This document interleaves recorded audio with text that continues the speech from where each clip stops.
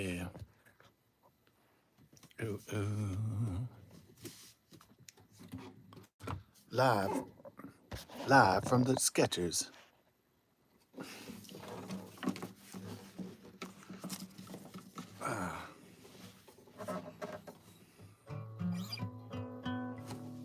Maybe I should put my laundry basket over here down.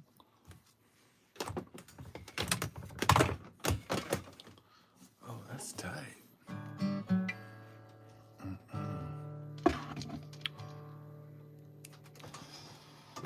14 days to the election. The countdown to my erection. Mm.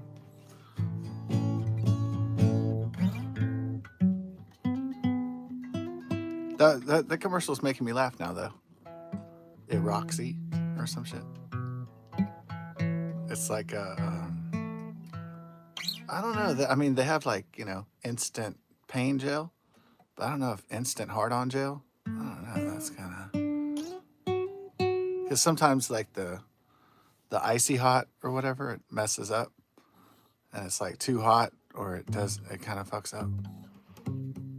Like the muscle rub, sometimes it doesn't work right. So what if it happened like? What if your erection medicine fucked up?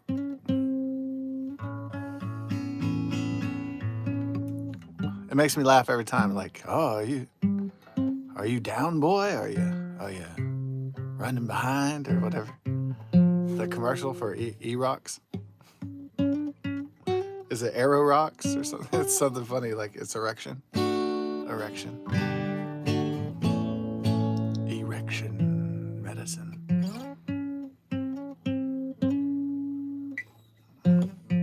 You'll be rock hard in 10 minutes. Put on this gel.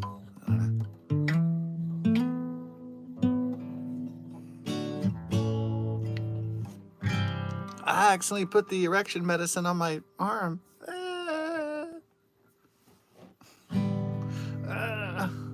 My fingers erect. Like it fucks up.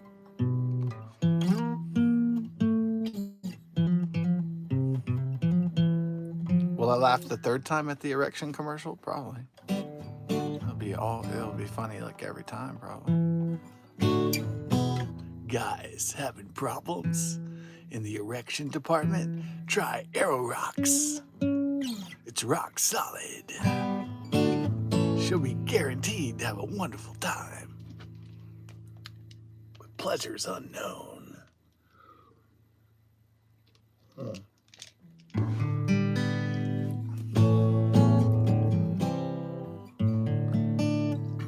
Guys, do you suffer from limp penis?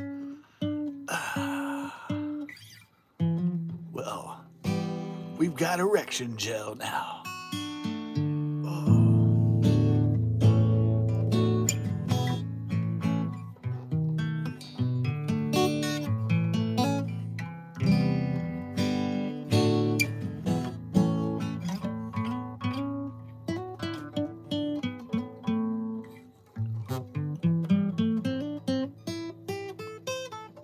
But you got to make sure making fun of shit like medical commercials, So you'll be 1 minute you'll be laughing at the hearing aid commercial, and then all of a sudden you'll need hearing aids. So you got to be careful with that. Like you'll be sailing with beautiful boners, and then you'll be laughing at the erection commercial, and then all of a sudden one day you'll be like, hey, you'll be like in the same boat. You know what I mean?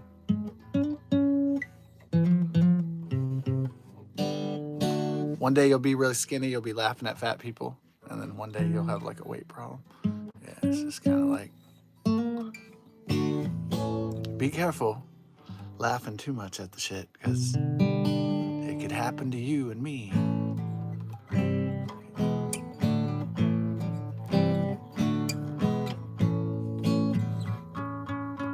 What do they say in the sometimes they have like a cancer commercial and like or something, and the guy's like, yeah, and I thought this just happened to other people, sort of like that.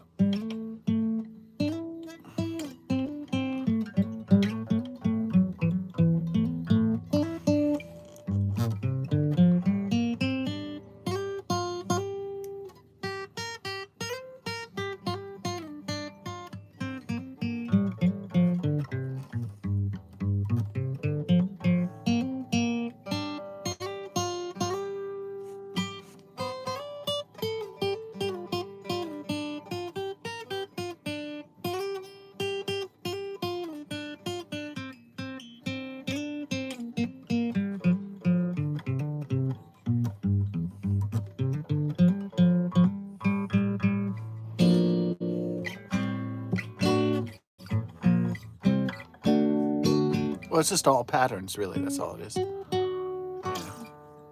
Just learning patterns. So everything is just patterns.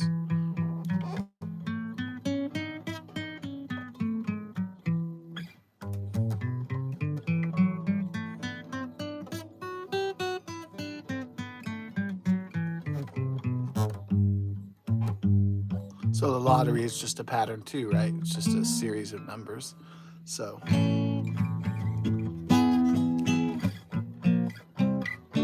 I just wrote down a series of numbers and then I won.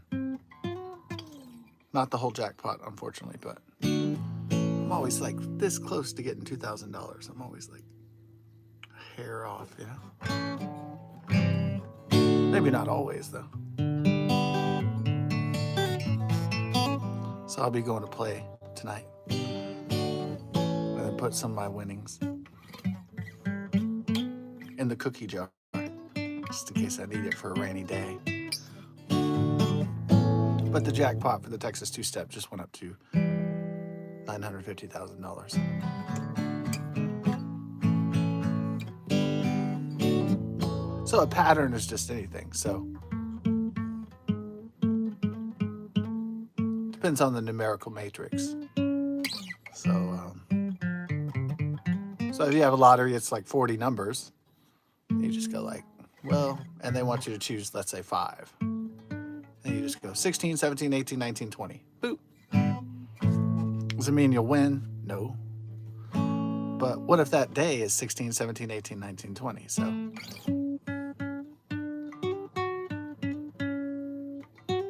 that's it. That's the thing.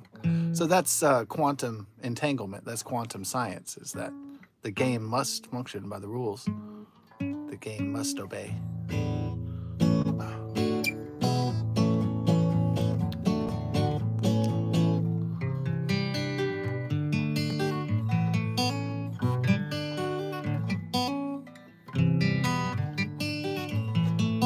You can call it quantum entanglement, or you can call it blind stupid luck.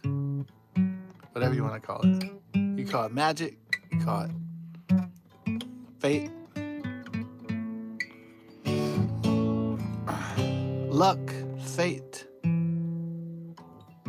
Or is it just science? Is it just quantum science? So in a game, there's 2 states, winning and losing. And then I guess you could draw. I guess there's a middle state, but pretty much it's usually winning and losing.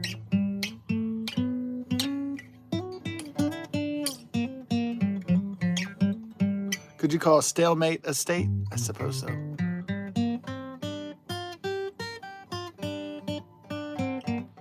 But in most systems, it's on and off.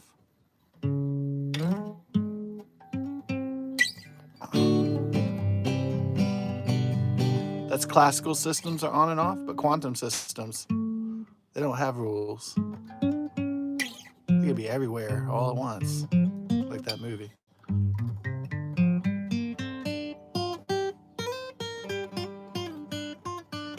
There's no limits for quantum science. But science is not a god, obviously.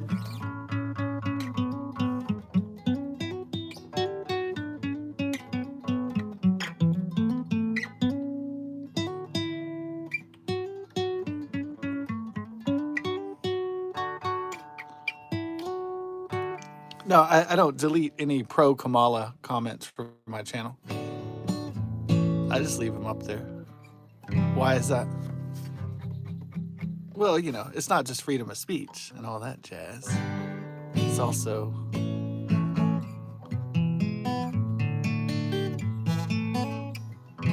it's going to be funny, right, if Trump wins and then you have Go Kamala on your webpage. See how funny that's going to be? Yeah, it's going to be funny on your comment section. So it's entertaining to me. It's entertaining to me, right? So because like it's personally entertaining.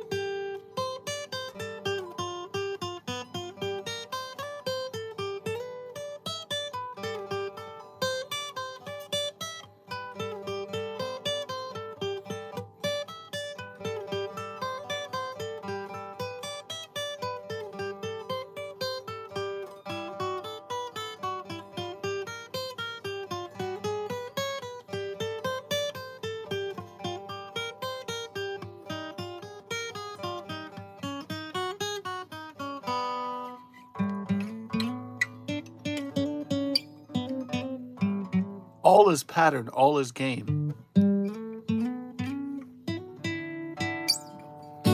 All is all.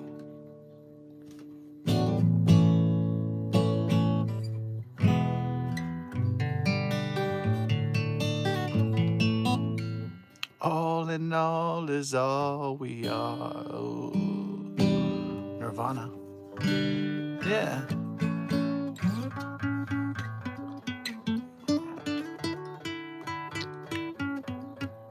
So what was weird about the final album is of Nirvana, is that there were masterpieces like Heart-Shaped Box and so forth. And then there were a lot of, crazy manic depressive shit, a lot of wild shit too.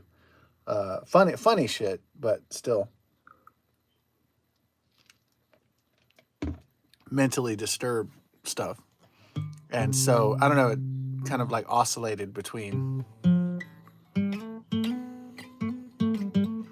the best art will they'll usually oscillate between genius and madness, more or less sometimes. And so I don't know if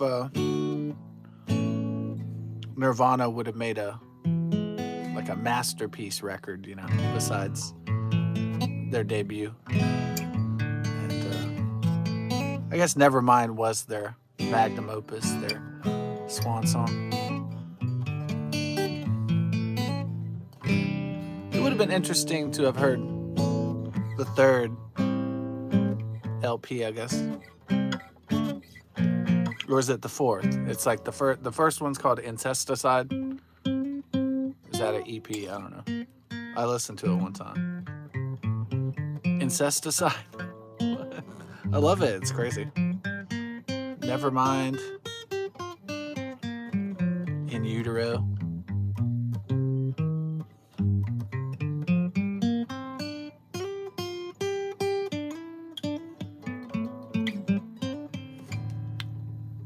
Yeah.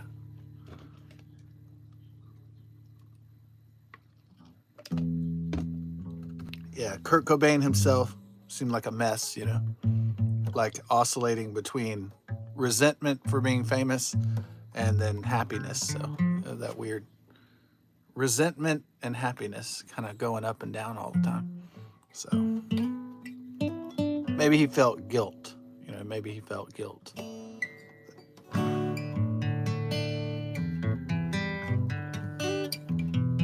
I don't know. I didn't know.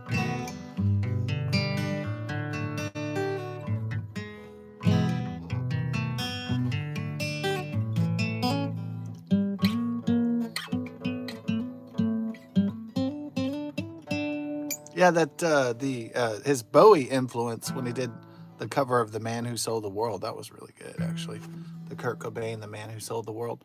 In fact, I didn't even listen to the David Bowie one. I heard the cover with Kurt Cobain, Nirvana first, and little did I know until I went into David Bowie's discography.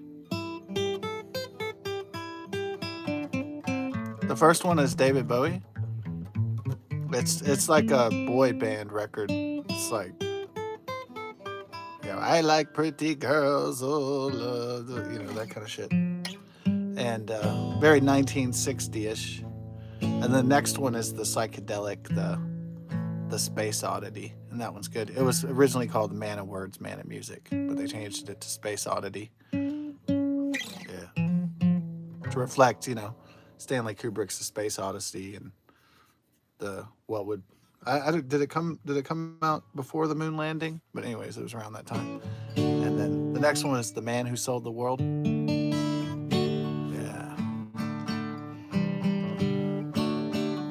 So after that, it's Hunky Dory. That's a great album. Hunky Dory. And of course, the eponymous, the majestic, legendary David Bowie record, Ziggy Stardust and the Spiders from Mars.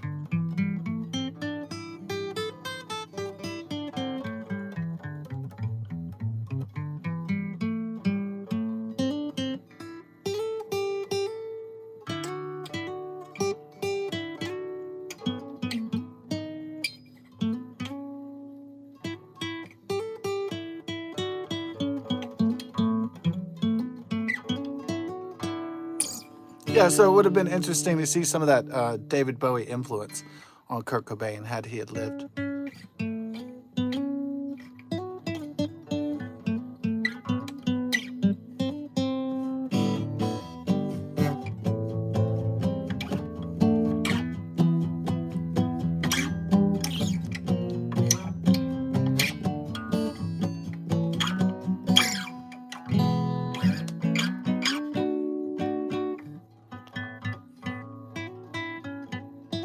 You can't. I was gonna build the Mega Burger, the Ultra Mega Burger, but you can't customize your own burger at McDonald's. I don't think. Or I didn't want to. You know, McDonald's is expensive enough already in the Biden inflation, so I didn't want to order a special customized McDonald's burger. Build a Mega Ultra Burger.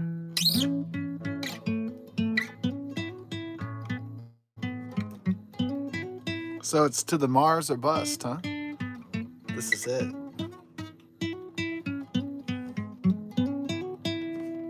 Yeah, so he told me that when I was younger, we were at the movie theater when we were like 20 or something. And my friend, he smoked a cigarette as the projectionist who ran the movies like we did. They would often go outside and smoke a cigarette between the films. And then he looked at me on the stairwell and he's like, this is it, man. This is it, man. You know, like, this is it. So for this election, this is it. Trump's last chance to get reelected. And Kamala's only chance to get elected president. So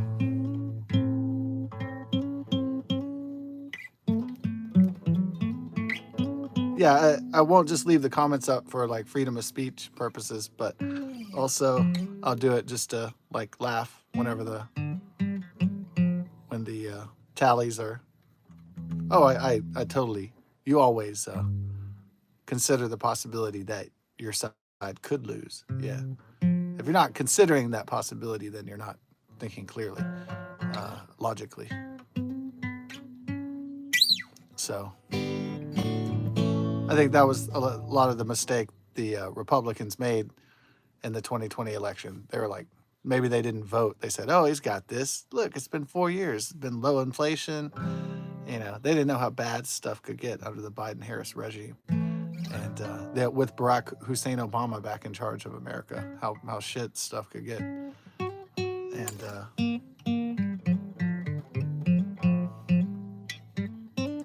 we had it so good, we didn't know how bad it could get. So that was really the problem. We had affluenza.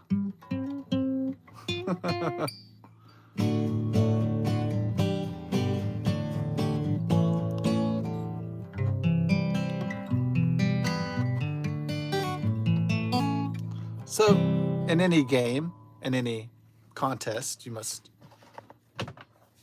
consider the possibility that your side could lose. Not because you're being negative, not because you're being pessimistic. It's just kind of healthy to realize that you could fail at something. It doesn't matter what it is, the Olympics or being the first man on Mars, or, you know, you might not make the program, or sometimes if you're climbing a mountain, you might not make it to the top. It's just a consideration, that's all.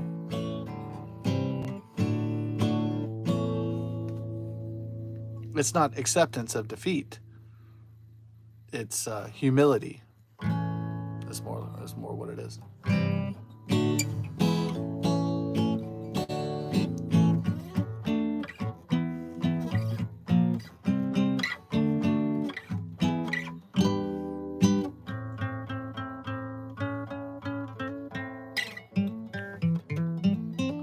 I will say that I will be very surprised if Kamala Harris wins. I will be surprised. I would.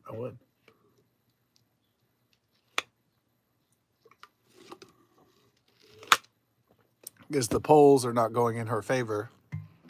So she's a fake ass candidate. She's inauthentic. And yeah, the presidential elections are supposed to be really all certified, all counted, all in by like, it's not supposed to take until like, it's not supposed to take 8 days or even 6 days. It's supposed to be called like the next night or something. That's how traditionally presidential elections have been called, at least maybe if not that night, but the next night, at least the next day.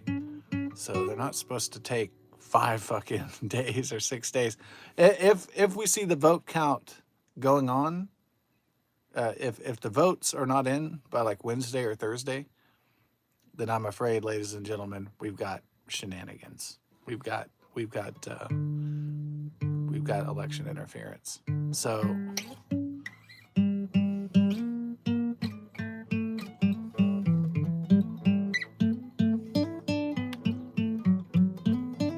presidential votes are not supposed to take days and days and days to get counted. They're supposed to not exactly be lickety split, but it's not supposed to take until the following week or whatever, without a major crisis or plague.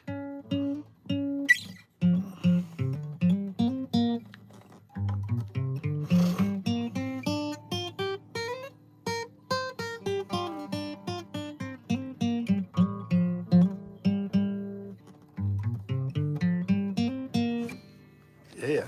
Pizza's ready? Pizza time! Cowabunga! Pizza time, Ninja Turtles! Gnarly! Alright. Cowabunga! Dudical!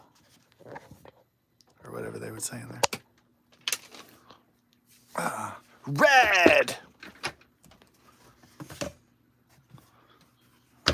Yeah, alright. Well, God bless and best of success. I guess that's the end of the session.